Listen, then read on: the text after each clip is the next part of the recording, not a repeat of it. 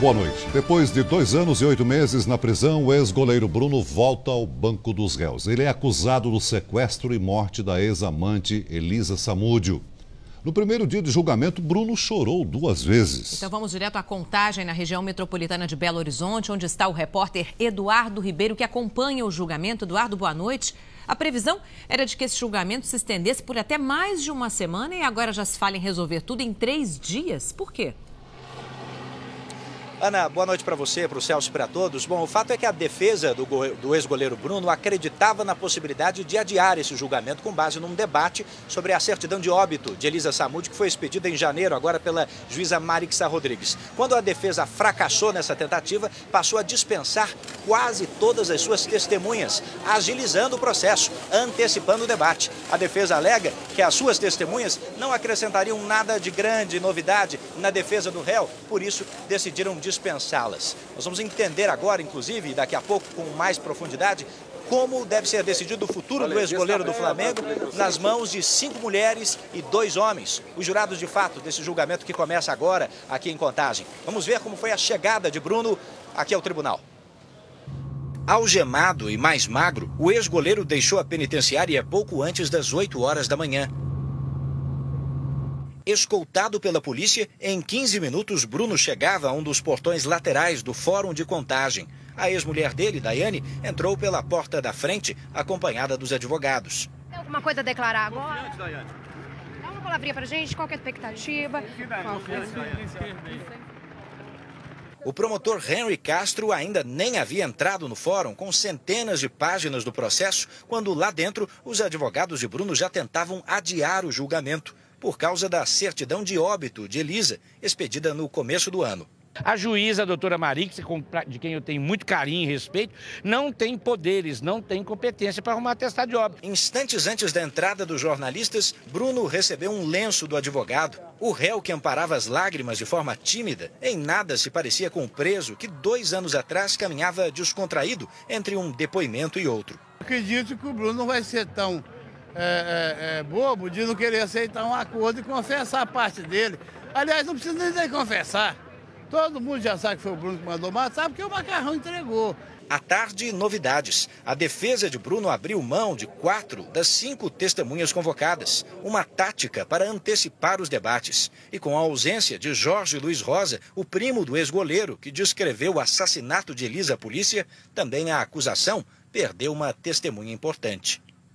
Mas, Eduardo, como é que a justiça chegou à conclusão de que Elisa Samúdio está morta e até liberou o atestado de óbito, né? Se até hoje o corpo da jovem não foi encontrado?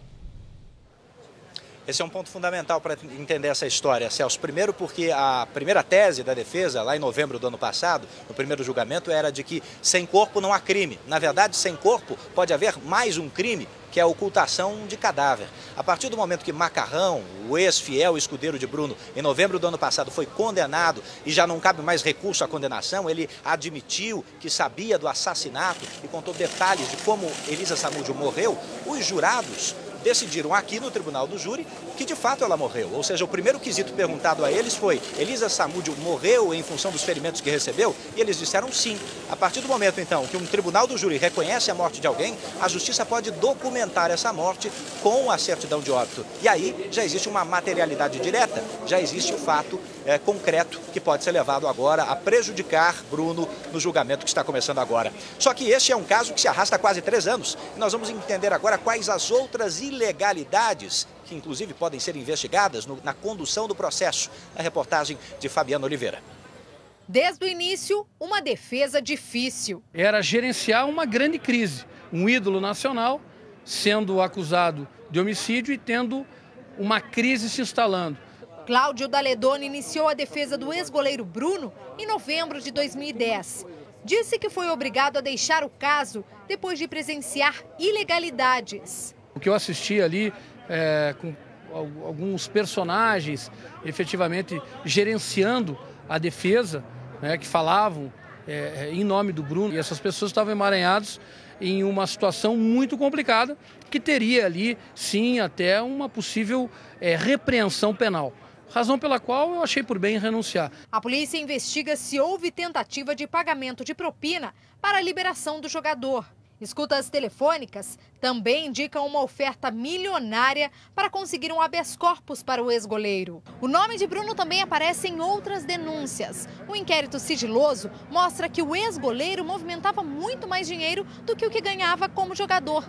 E mais, que Marcos Aparecido dos Santos, o Bola, tentou matar Elisa Samúdio um mês antes do desaparecimento e morte da ex-modelo. O jogador ainda é suspeito de superfaturar a compra de um carro no valor de R$400 mil.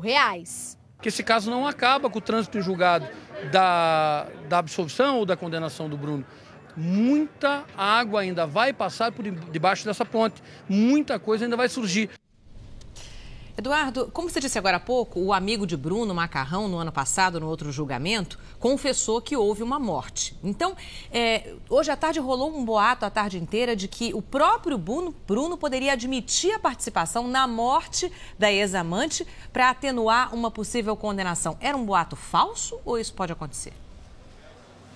A gente vai ter que esperar para descobrir, mas fato é que é uma tendência aventada lá dentro por muitos advogados. E no julgamento de novembro do ano passado, a Record acompanhou, alguns boatos acabaram se confirmando. Então, assim como o Macarrão conseguiu uma delação premiada, uma redução da pena, e não foi uma redução pequena, 8 anos da pena de Macarrão foram reduzidos em função do fato de ele ter admitido culpa. Bruno poderia seguir o mesmo caminho, até em função dos novos fatos que vão sendo apresentados. Por isso, aqui a cobertura da Record tenta discutir esse assunto agora com o comentarista de segurança da Rede Record, o Percival de Souza. Percival, um réu preso há 2 anos e 8 meses, que nunca mudou o seu discurso, sempre se disse inocente, diante dos jurados, admite uma confissão parcial, admite uma culpa. Que peso isso pode ter? É um peso muito forte, até porque, pelo encaminhamento do julgamento, o Bruno está cada vez mais encurralado juridicamente. Quer dizer, está demonstrado que ele tinha um domínio absoluto dos fatos, que, aliás, é uma tese jurídica consagrada recentemente pelo Supremo Tribunal Federal, e a defesa tem se baseado ou tentado questionar com base em detalhes considerados periféricos, como esse, por exemplo, da certidão de óbito. Quem decidiu que deveria ser reconhecida a morte de Elisa Samúdio, Eduardo, foi o Tribunal de Justiça de Minas Gerais. A Justiça daqui, de Contagem, apenas cumpriu uma determinação do Tribunal de Justiça. Não há o que se discutir. E mais, o Código de Processo Penal, no seu artigo 167, prevê claramente a possibilidade de se culpar alguém com investigações, com perícias, com testemunhas, independentemente da ausência de corpo. Ou seja, por isso o acordo é tentador e a defesa está querendo realmente comunicar-se com o promotor para que haja esse acordo. Eu conversei hoje com um dos assistentes da acusação que disse que o acordo, ou melhor, que a oferta a Bruno já teria sido feita. Resta saber se ele vai aceitar ou não. Nós vamos entender agora alguns outros bastidores desse primeiro dia de julgamento e desse processo inteiro na reportagem de Juliana Alvarenga. Jornalistas montaram um verdadeiro acampamento na porta do fórum. No início da manhã, a expectativa aumentava a cada minuto. De repente, correria. Era a chegada de Daiane dos Santos, ex-mulher de Bruno, acusada de sequestro e cárcere privado de Bruninho. Muitos vieram só para dar uma espiadinha. Todo mundo vieram, eu peguei e falei, deixa eu dar uma passada para ver o que está acontecendo. Carlos vende picolé há mais de 5 anos na região e nunca lucrou tanto. As minhas vendas aumentaram mais ou menos 60%. A polícia está em peso aqui no fórum. Cerca de 150 militares reforçam a segurança dentro e fora da sala do julgamento. O motoqueiro que acelerou no meio da multidão acabou parado pela polícia. Conseguimos abordá-lo aqui próximo ao fórum em razão dos semáforos. Manifestantes trouxeram cartazes para pedir o fim da violência contra as mulheres. Andréia era agredida pelo ex-marido e veio acompanhar o julgamento dos acusados da morte de Elisa Samúdio. Se a gente continuar nesse jeito, não tem como, vai morrer uma atrás da outra. A mãe de Elisa disse que precisou fazer terapia para aguentar viver sem saber como a filha morreu, nem onde foi enterrada. Não existe tempo no mundo que vai fazer esse sofrimento, essa dor passar.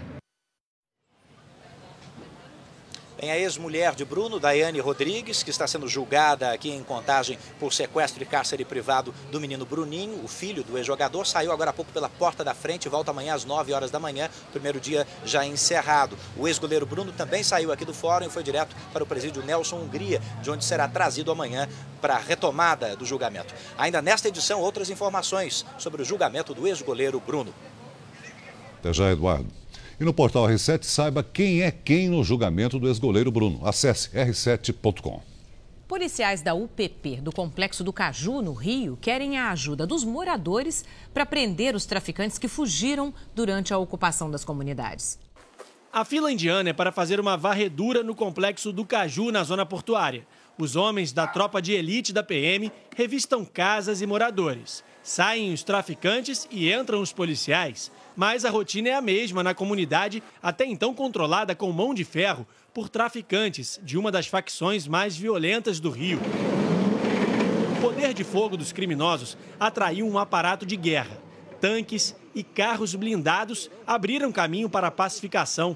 Em 25 minutos, as forças de segurança ocuparam 14 comunidades dominadas pelo tráfico.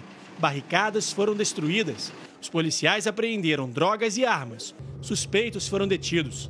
Pelo menos 20 pessoas acusadas de participar da venda de drogas aqui no Complexo do Caju foram levadas para a delegacia. Mas os chefões do crime organizado conseguiram fugir. Os policiais esperam que a população também ajude, dando informações sobre o paradeiro dos bandidos. Pichações feitas dentro das comunidades revelam as ameaças dos traficantes aos moradores que resolverem falar. A polícia terá ainda muito trabalho para ganhar a confiança de quem vive por aqui.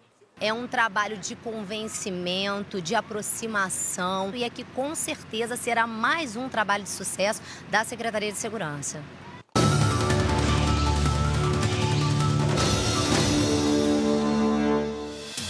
Dois homens usando capacetes invadem a única lotérica de Juatuba, Minas Gerais. Um dos bandidos está armado. Enquanto ele caminha pela lotérica, é surpreendido por um cliente de 78 anos que estava no local. O idoso tenta agredir o assaltante, mas é derrubado. O outro criminoso dá vários chutes no velhinho caído no chão. Os dois homens fogem sem levar nada. O idoso teve ferimentos leves. Corajoso e meio... 78 anos. Não pode, né? Uma mãe jogou a filha de 7 meses do segundo andar do prédio onde mora na Serra Gaúcha. O bebê está gravemente ferido. E a outra filha dela, de 2 anos, escapou graças aos vizinhos que viram tudo. Foi neste prédio, em Bento Gonçalves, na Serra Gaúcha, que uma mulher arremessou uma das filhas do segundo andar. A imagem inicial ela é chocante. Tu vê a criança lá suja de sangue, caiu de alguns metros de altura. Primeiro, a mãe foi à sacada e jogou a filha de 7 meses. Em seguida, tentou arremessar a outra filha, de 2 anos. Mas a menina conseguiu segurar na grade e foi salva por um funcionário de um posto de gasolina da rua. A gente começou a escutar as pessoas gritar aqui embaixo, que ela ia jogar a outra. A gente subiu a escada correndo, eu peguei ela da sacada e puxei para dentro do apartamento de volta. O bebê está na UTI pediátrica de um hospital da cidade. A outra menina foi encaminhada para o conselho tutelar. Já a mãe, de 24 anos, foi presa em flagrante. O pai das crianças dormia na hora que tudo aconteceu. A mãe está presa por tentativa de homicídio duplamente qualificado. Ela já teve problemas psicológicos, tomava remédio. Nos últimos 2 dias, ela estava em estado mais grave, não reconhecendo mais as crianças. Um desembargador e a mulher dele foram enterrados hoje no Rio de Janeiro. O casal morreu ao pular do 4º andar do prédio que morava para escapar de um incêndio. As chamas se espalharam rapidamente. Ouvi gritos, socorro, socorro. Os gritos eram do desembargador federal do trabalho, Ricardo Damião Areosa, de 57 anos, e da mulher dele, Cristiane Teixeira Pinto, de 33. De repente, comecei a ver a quebração de vidros. O casal morreu ao cair de uma altura de 16 metros. Ela pulou para se salvar, porque ela ia morrer queimada. Nas imagens do cinegrafista amador, dá para ver o carro dos bombeiros na rua enquanto o fogo destruiu o apartamento. Não adianta chegar corpo de bombeiro e não ter água. Os hidrantes públicos estavam sem água. Numa cidade que você paga o maior IPTU do mundo, entendeu? Em nota oficial, os bombeiros confirmam que este hidrante não estava funcionando. Os técnicos da companhia de abastecimento estiveram hoje aqui no local e fizeram um teste e constataram que a pressão da água estava normal. Já a Polícia Civil abriu inquérito para apurar se houve demora no combate ao fogo. Os peritos estiveram no local para determinar onde o fogo começou. O filho do desembargador descartou a hipótese de incêndio criminoso porque o pai não tinha inimigos. Os corpos do desembargador e da mulher dele foram enterrados hoje à tarde no cemitério São João Batista. Os vizinhos ficaram chocados. Foi um fogo que eu nunca vi na minha vida, que eu estou traumatizada até agora, né?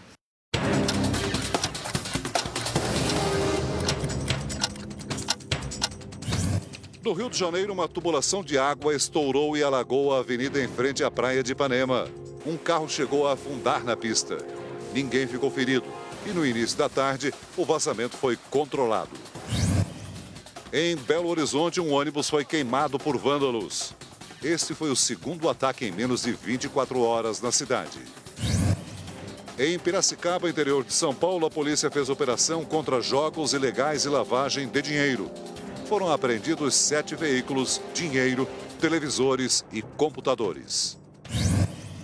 O Ministério Público Federal voltou a pedir a prisão do secretário de Saúde de Santa Catarina por causa da falta de médicos numa maternidade de Joinville. As grávidas, algumas em trabalho de parto, esperam até 6 horas pelo atendimento. Hoje, pela manhã, havia apenas um médico no hospital. Eu e Deus. Uma mulher foi presa em Goiás sob a suspeita de ter sequestrado 2 crianças e depois matado a mãe delas. A polícia acredita que a criminosa tenha também vendido os próprios filhos, 5 anos atrás. Raimunda, a mãe das crianças, foi encontrada morta neste canavial em Inhumas, a 30 quilômetros de Goiânia. O corpo estava desfigurado.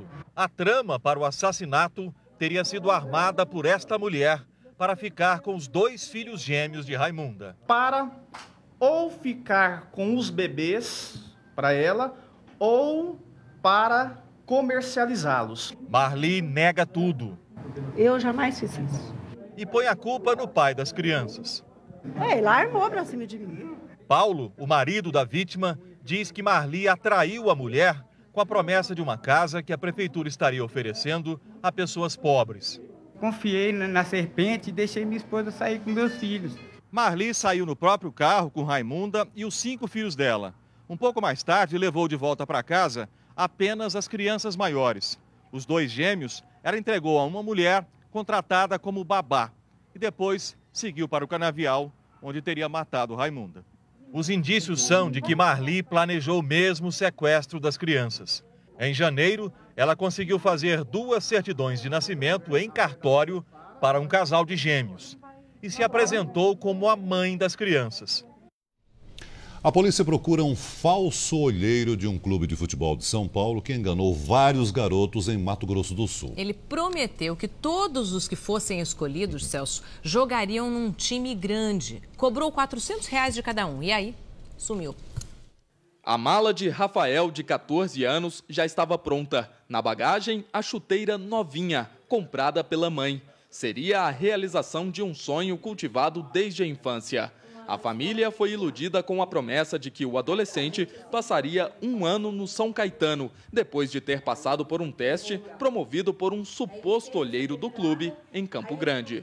Nós tivemos um jogo e ele ia nos treinos. A família preencheu um termo de autorização e ainda teve de desembolsar R$400 pela viagem do adolescente até São Paulo. Ele pegou e deu o cheque, passou para o cheque para frente, só que não houve essa passagem, não houve essa viagem. O suposto teste foi realizado no fim do ano passado, aqui nesse campo de futebol na periferia de Campo Grande. Na época, 15 adolescentes foram informados que haviam sido selecionados. Entre eles, o filho de Dulce. Ele foi nos enrolando e exigindo muito os documentos, tudo, até o momento em que ele resolveu sumir de vez. 7 famílias já procuraram a polícia, que identificou o suspeito como sendo Clóvis Martins Chaves, de 46 anos. Agora a Polícia Civil irá representar perante o Poder Judiciário pela prisão preventiva desse elemento.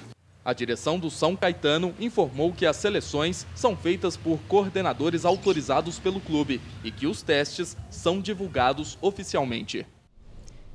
Médicos americanos anunciaram a primeira cura funcional de um bebê com AIDS. E o curioso é que foi quase por acidente.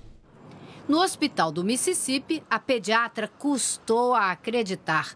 Uma mulher portadora do vírus HIV não se tratou durante a gravidez e o bebê nasceu infectado. Era uma menina. Quando a gravidez é acompanhada, o bebê toma apenas 1 ou 2 remédios para evitar a contaminação. Mas no caso do Mississippi, a pediatra teve que optar por uma medida agressiva. Com 30 horas de vida, a menina foi tratada com o coquetel de 3 remédios usado para os portadores do vírus. Depois de 1 ano e meio, mãe e filha sumiram e só voltaram ao hospital 5 meses depois, com uma surpresa.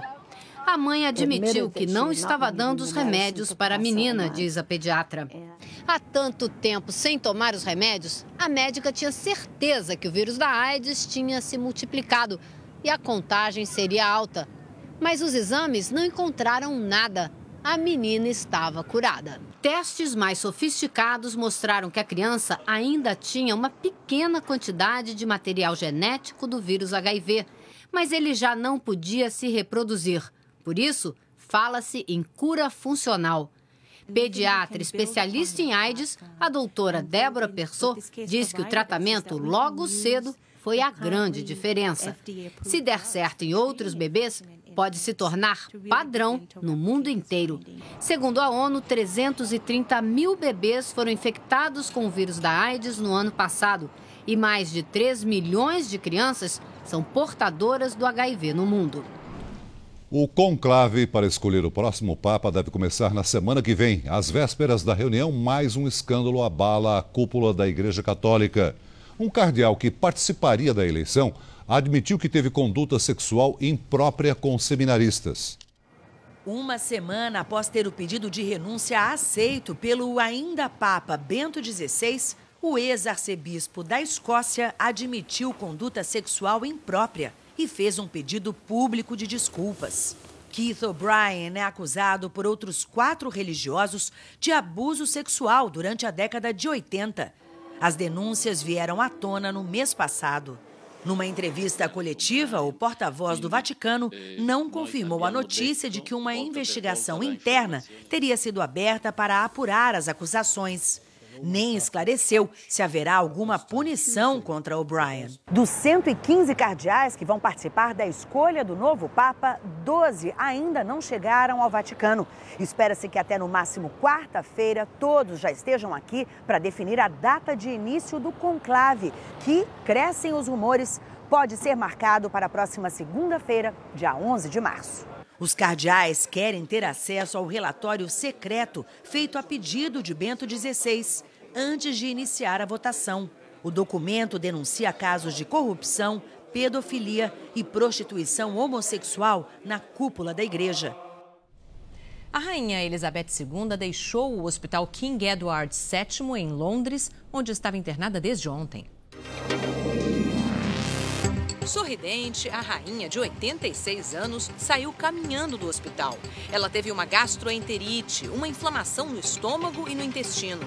Todos os compromissos e viagens da rainha para esta semana foram cancelados. As eleições presidenciais do Quênia foram marcadas pela violência. Ataques mataram pelo menos 12 pessoas na cidade de Kilifi e na capital Nairobi. Ninguém ainda se responsabilizou pelos ataques, mas a polícia suspeita de um grupo regional separatista. Pela segunda vez, funcionários da companhia aérea espanhola Iberia entraram em greve. A paralisação provocou o cancelamento de 1.370 voos nesta semana. A companhia informou o corte de 3.800 trabalhadores. Na Inglaterra, uma câmera de segurança de uma delegacia flagrou o momento em que um homem, vestido de Batman, entregou um procurado da polícia. O homem desapareceu sem revelar sua identidade. Tem de tudo no mundo. Olha, a minissérie José do Egito, uma superprodução da Rede Record, entra agora na segunda fase. A história vai se passar na terra dos faraós, onde José chega como escravo e se transforma num dos homens mais poderosos de seu tempo. Meu filho bem amado.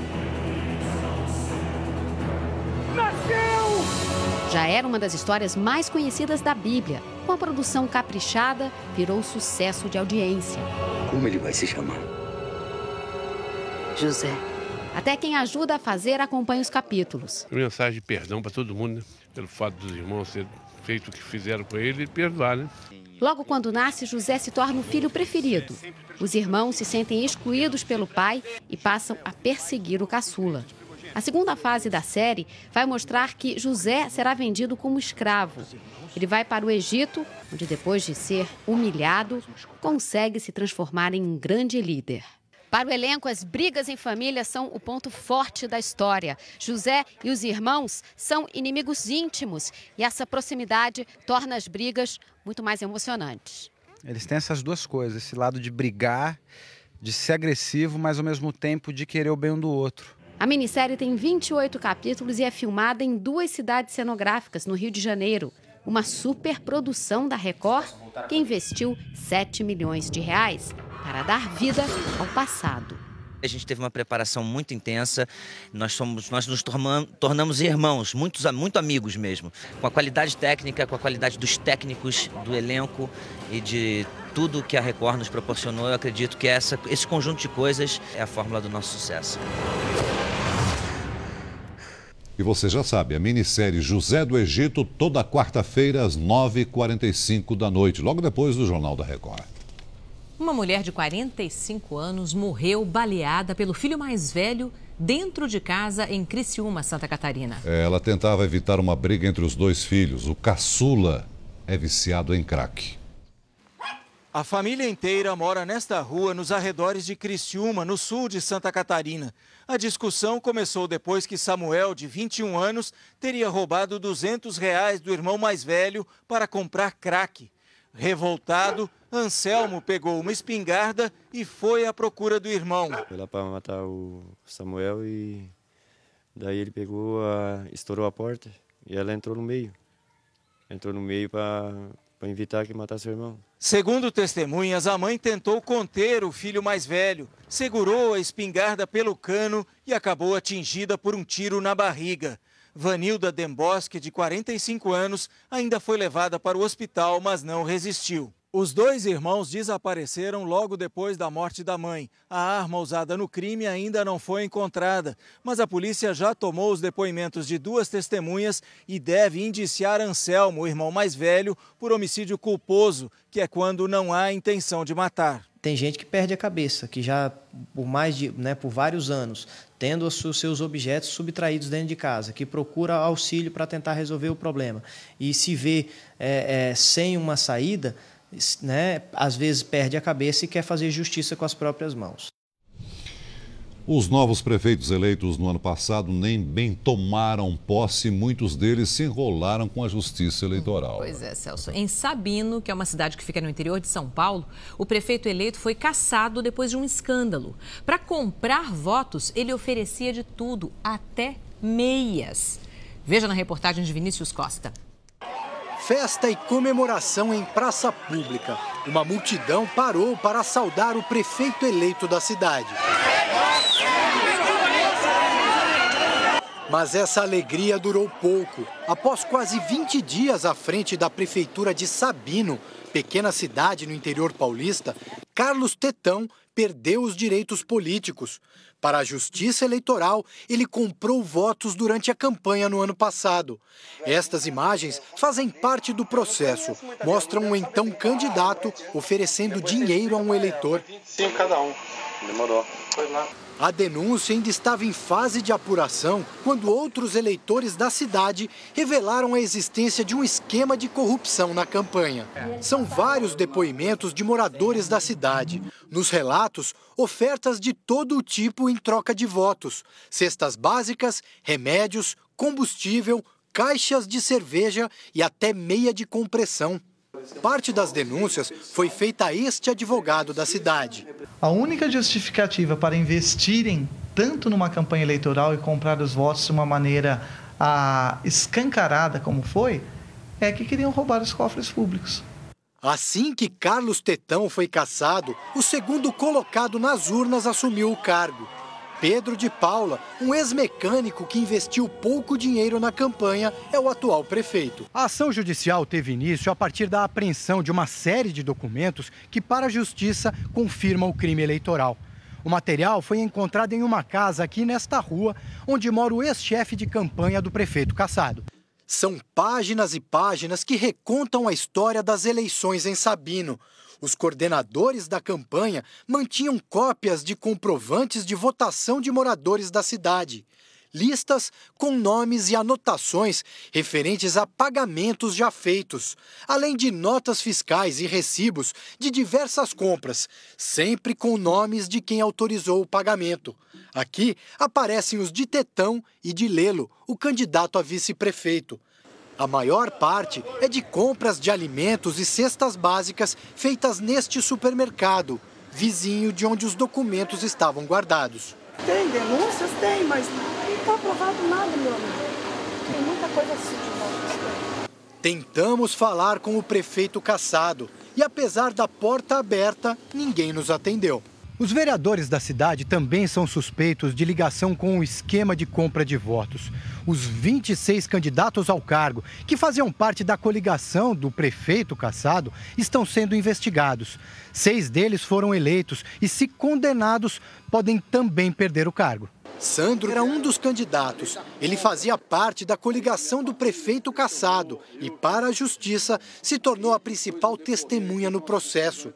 Sandro revela que, para fortalecer a campanha, todos os candidatos recebiam automaticamente um crédito de R$1.000. Chamava um vereador de cada vez na residência do presidente do partido e ele explicava como seria o esquema para a compra de votos.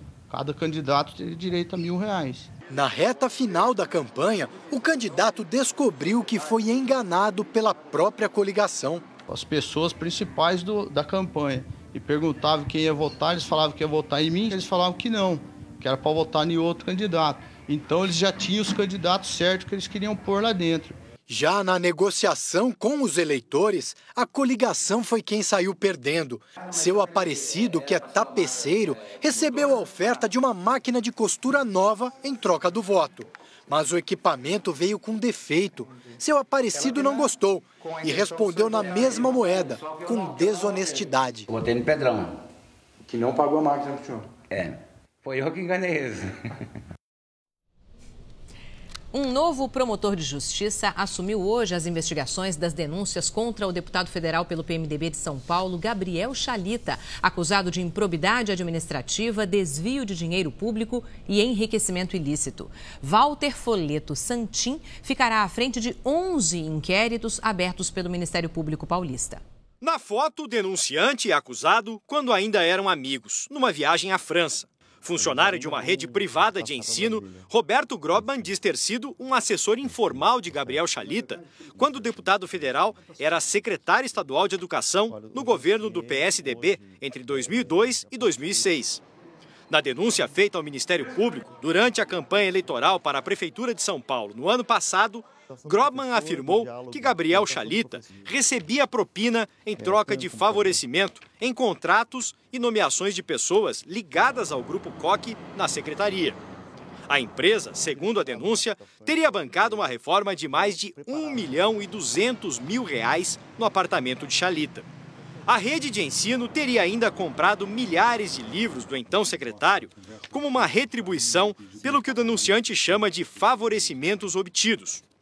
Grobman diz ter presenciado mais de uma vez a entrega de dinheiro da corrupção no apartamento de Gabriel Chalita. Eu vi movimento de muito dinheiro. Eu vi chegar muito dinheiro em malas pretas, em malas de propagandista, aquelas malas pretas tipo de couro, chegar muito dinheiro em sua residência. Candidato do PMDB à Prefeitura de São Paulo no ano passado, Chalita apoiou no segundo turno o candidato vitorioso, Fernando Haddad, do PT.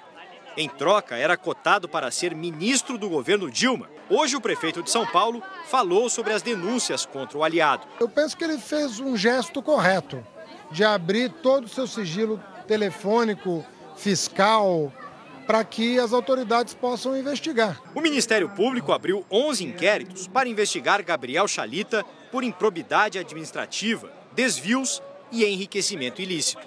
Hoje, um novo promotor de justiça assumiu o caso. Ele entrou no lugar do promotor que, na semana passada, disse estar sofrendo pressão para encerrar os inquéritos. Segundo o Ministério Público, a substituição já estava programada e não tem relação com a apuração das denúncias contra Gabriel Chalita. A terça-feira promete ser quente no Congresso Nacional. Serão votados os royalties do petróleo e o Orçamento Federal de 2013. Enrolei tudo aqui agora. O governo teme que estados prejudicados na divisão do dinheiro do petróleo dificultem a aprovação do orçamento. Foram 3 meses de impasse. Agora o Congresso se prepara para votar amanhã o orçamento de 2013. Mas antes está prevista outra batalha pela partilha do dinheiro do petróleo. Os vetos da presidente Dilma à lei que redistribuiu as fatias deste bolo devem ser derrubados. Estados produtores, neste caso, perdem dinheiro, inclusive nos contratos já em vigor. O governo do Rio calcula prejuízos que passam dos 70 bilhões de reais em 7 anos. Perdas também para o Espírito Santo. Nós perdemos até 2020 aproximadamente R$1 bilhão por ano. A derrubada dos vetos é dada como certa, assim como a volta de disputas na justiça em torno do petróleo. Mas o temor é que as mágoas provocadas por essa provável derrota acabem por comprometer a votação seguinte, a do orçamento de 2013. O risco é que as bancadas do Rio e do Espírito Santo se unam à oposição para barrar a votação do orçamento. É ele que prevê onde gastar mais de 2 trilhões de reais ao longo do ano e que define parâmetros essenciais, como o do novo salário mínimo. É uma possibilidade, mas é uma possibilidade burra. O orçamento é uma peça que beneficia todo o país, inclusive o Rio de Janeiro, Espírito Santo e São Paulo. Portanto, eu acho que um erro, se for o caso do Rio de Janeiro encarar assim, não justifica o outro. A Páscoa deste ano vai custar mais do que a do ano passado. E é preciso pesquisar. De uma loja para outra, o preço do ovo de chocolate quase chega a dobrar. A tradição brasileira pede bacalhau na Páscoa, mas o consumidor vai pagar mais caro este ano. Os peixes, inclusive o bacalhau, estão custando em média 6,3% a mais do que no ano passado. Uma pesquisa da Associação Brasileira de Supermercados apontou um aumento nos preços de vários produtos consumidos na Páscoa. Os vinhos nacionais subiram 5%. Os ovos de Páscoa também subiram bastante. Segundo o Procon, vale a pena pesquisar.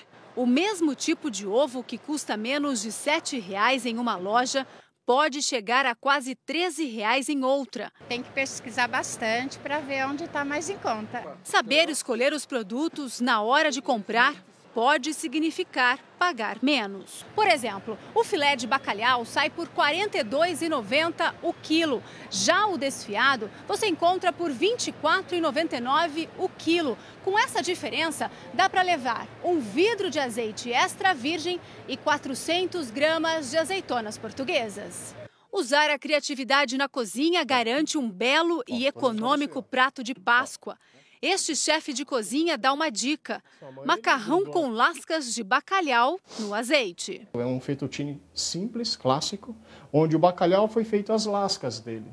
Então fica muito mais fácil, muito mais vantajoso, né? E tem um resultado fantástico. A temperatura volta a cair nesta madrugada em todo o Rio Grande do Sul. E em parte do sul e do sudeste, uma frente fria causa temporais. Esse sistema se forma quando há o choque entre duas massas de ar, uma fria e outra quente e úmida. O vapor de água, que é leve, sobe e se condensa e causa nuvens de tempestades. E o satélite mostra que a frente fria já caminha de Santa Catarina em direção ao Paraná e a São Paulo. Amanhã, os vendavais podem causar transtornos do leste de Santa Catarina ao estado paulista. Faz calor e chove à tarde sobre as áreas cinzas do mapa. No Centro-Sul gaúcho, uma massa de ar seco e frio deixa o tempo aberto e a próxima madrugada gelada. Em Porto Alegre, o dia começa com apenas 14 graus e a máxima é de 27. No Rio de Janeiro, calorão de 36 graus. Nós agora vamos voltar à Contagem em Minas Gerais com o repórter Eduardo Ribeiro, que tem outras informações sobre o julgamento do goleiro Bruno. Eduardo, a gente sabe que o réu saiu daí agora há pouco. Como é que foi a saída do Bruno? Foi um pouco tumultuada, Ana. Bruno saiu com um carro escoltado por agentes penitenciários e também por policiais militares, pelo mesmo portão por onde entrou, um portão lateral aqui do Fórum Pedro Aleixo. Essas são as imagens do helicóptero da Rede Record, feitas agora há pouco, no instante em que ele saía do Fórum aqui em Contagem e seguia para o presídio Nelson Hungria, a pelo menos 25 quilômetros daqui. Do presídio, Bruno volta para cá amanhã, por volta das 8 horas da manhã, e o recomeço dos trabalhos está previsto para as 9 horas. O dia de hoje foi marcado basicamente por um longo depoimento de uma delegada de polícia, Ana Maria Santos. Ela presidiu os trabalhos, ela investigou boa parte do caso Bruno no decorrer desses quase 3 anos. Percival de Souza, comentarista de segurança da Rede Record, fala comigo sobre o peso desse depoimento que foi utilizado pela promotoria para dar credibilidade a um outro depoimento, a do Jorge, primo, na época do crime, menor de idade, hoje com 19 anos, Percival. Um depoimento de muita densidade de conteúdo, um depoimento revelador, consistente, perturbador e aterrador em vários momentos. O depoimento da delegada relatando tudo que o menor à época, Jorge, de 17 anos, contou a ela sobre o assassinato, impressionou muitos os jurados que a ouviram com muita atenção e impressionou muito o promotor, Eduardo. Tanto que o depoimento da delegada vai ser uma das principais armas que ele, o promotor, vai usar no momento da acusação. Obrigado, Percival. Amanhã o dia recomeça com alguns depoimentos e provavelmente com o interrogatório do réu à tarde. Nesse caso, os debates entre defesa e acusação podem seguir na quarta-feira, com a possibilidade de uma sentença ainda na quarta-feira à noite ou madrugada de quinta-feira. De Contagem, Minas Gerais, Eduardo Ribeiro. Obrigada, Eduardo. O relacionamento conturbado com a Elisa Samúdio não era novidade na vida do Bruno. Mulheres sempre foram um sinônimo de problema, né? Depois que ele conquistou o sucesso, fama e dinheiro. E é isso que você vai ver agora na primeira reportagem da série Culpado ou Inocente.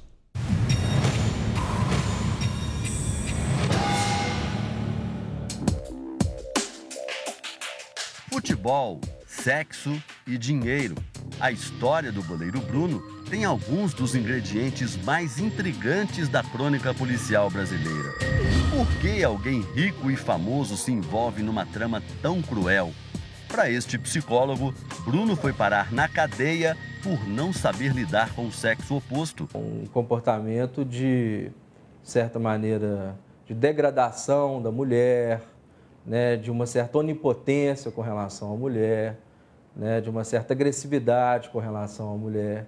Né, são traços que demonstram uma revolta com relação ao outro sexo. O jogador tem problemas com mulheres desde que nasceu. Abandonado pela mãe depois do parto, os dois só foram se conhecer há 7 anos, no programa de esportes aqui da Record.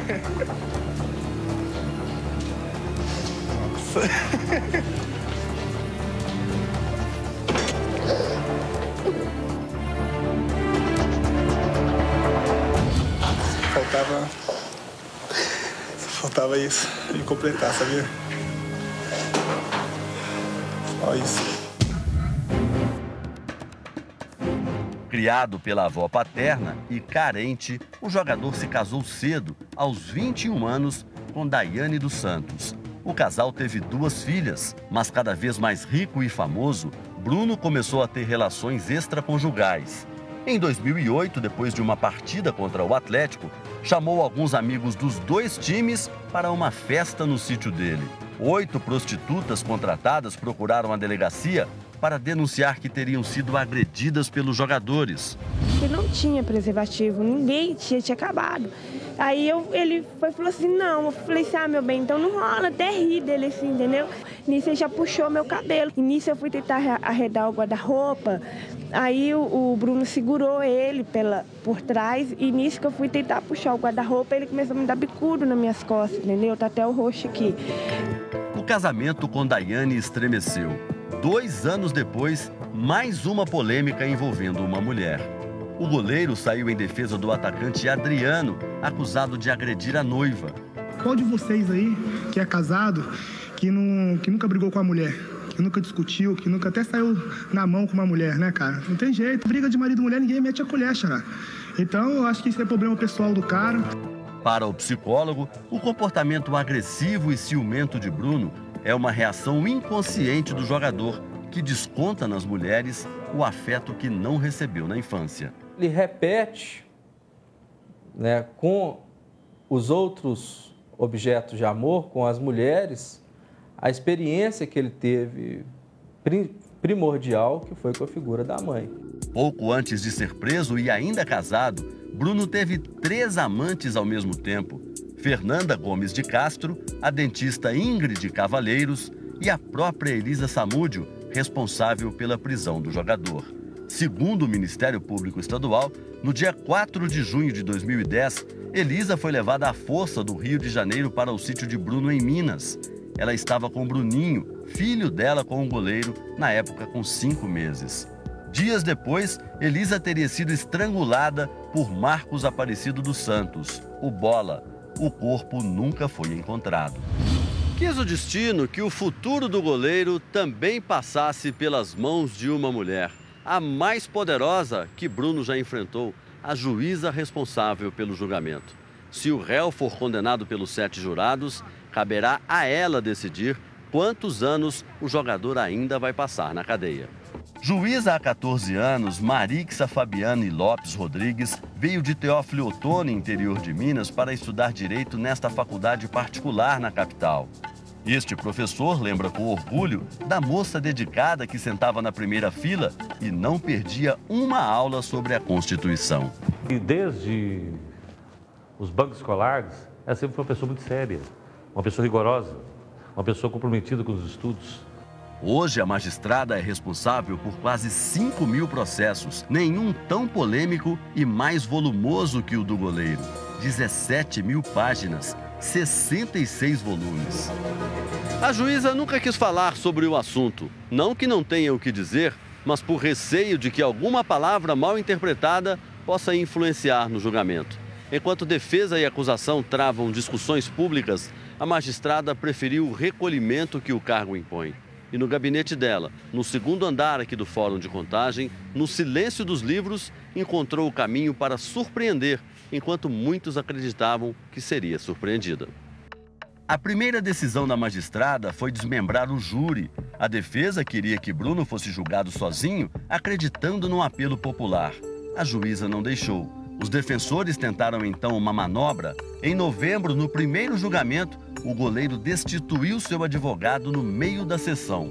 O novo pediu prazo para estudar o processo. Seguindo a lei, Marixa Rodrigues teve que adiar para março o julgamento do jogador. Mas Fernanda e Luiz Henrique Romão, o Macarrão, continuaram no plenário e acabaram condenados. Fernanda a 5 anos de prisão em regime aberto por sequestro e cárcere privado de Elisa e do bebê. Eu fui no céu e no inferno ao mesmo tempo. No céu, por saber que eu ainda poderia estar aqui fora, que seria um regime aberto, mas o inferno ao mesmo tempo, por saber que eu estaria sendo ali condenada, que eu fui condenada por uma coisa que eu não fiz e que a justiça não conseguiu entender. Seguindo a orientação da defesa, Macarrão confessou a participação no crime. Por ter colaborado com a justiça, a pena foi menor: 15 anos de prisão por cárcere privado, sequestro e homicídio triplamente qualificado. Para este professor de processo penal, a sentença de Macarrão prejudicou a defesa de Bruno e pode interferir no julgamento dele. Vai ser muitíssimo explorada pelo Ministério Público ao sustentar a acusação em plenário, e o promotor de justiça vai fazer o máximo para que influencie os jurados. Outra atitude da magistrada: mandar expedir a certidão de óbito de Elisa Samúdio. Pelo documento, ela foi morta na casa de Marcos Aparecido dos Santos, o Bola, acusado de ser o assassino. É a tese que o Ministério Público Estadual sustenta desde o início. Para o delegado que apurou o caso, A emissão da certidão de óbito a essa altura, tão perto dos julgamentos principais, foi outro duro golpe contra os defensores dos réus. Corrobora que realmente ela foi assassinada. Tanto é que a causa morte é asfixia. Corrobora. Acaba com aquela polêmica que... Cadê a certidão de óbito? Tá já nos autos. Inconformados, os advogados de Bola, que vai a júri em 22 de abril, alegam que a juíza se tornou suspeita para julgar o caso.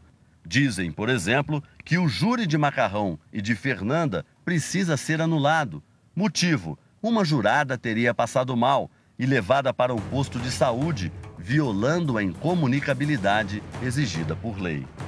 Nós conseguimos descobrir que ela ficou 4 horas na UPA do Barreiro. Eu não vi uma linha de Sua Excelência dita sobre esse assunto. Nenhuma linha.